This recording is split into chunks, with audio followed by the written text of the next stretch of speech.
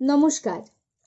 কথা, সুরে, ছন্দে এই গ্রুপটি কর্তৃক আয়োজিত অনুষ্ঠানে আমি সুজাতা দাস বৈরাগ্য বিশ্বভারতী বিশ্ববিদ্যালয়ের স্নাতক স্তরের তৃতীয় বর্ষের ছাত্রী কবি জয় গোস্বামীর ওহ স্বপ্ন কাব্যগ্রন্থ থেকে সংকলিত মেঘ বলতে আপত্তি নেই কবিতাটি পরিবেশন করছি। মেঘ বলতে আপত্তি কি? বেশ, বলতে পারি, ছাদের উপর মেঘ দাঁড়াতো ফুল পিসিমার বাড়ি। গ্রীষ্ম ছুটি চলছে তখন। তখন মানে কবে? আমার যদি 14, মেঘের 16-17 হবে।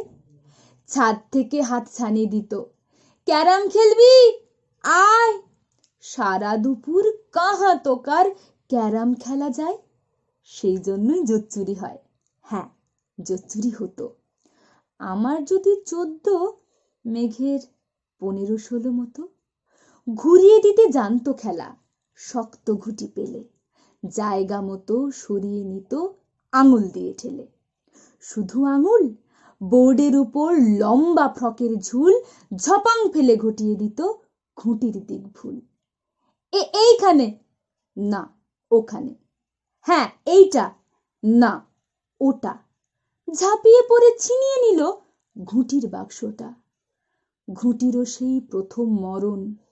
প্রথম মরা মানে বুঝবে শুধু তারাই যারা ক্যারাম খেলা জানে। চলেও গেল কদিন পরে, মেঘ যেমন যায়। কাঠ ফাটা রোদ দাঁড়িয়ে পড়ল মেঘের জায়গায়। খেলা শেখাও, খেলা শেখাও, হাপিত্যেশ কাক। কলসিতে ঠোঁট ডুবিয়েছিল জল তো পুরে খাক। খাক হওয়া সেই কলসি আবার পরের বছর জলে ভরলো কেমন তোমায়? থামো, ওসব কি কেউ বলে? আত্মীয় হয়, আত্মীয় হয়। আত্মীয় না ছাই? স্পষ্ট করে বলো এবার, সব জানতে চাই। 2-3 ক্লাসের বয়স বেশি। গ্রীষ্ম ছুটি হলে ঘুরেও গেছে 2-3 বছর, এই জানে সকলে।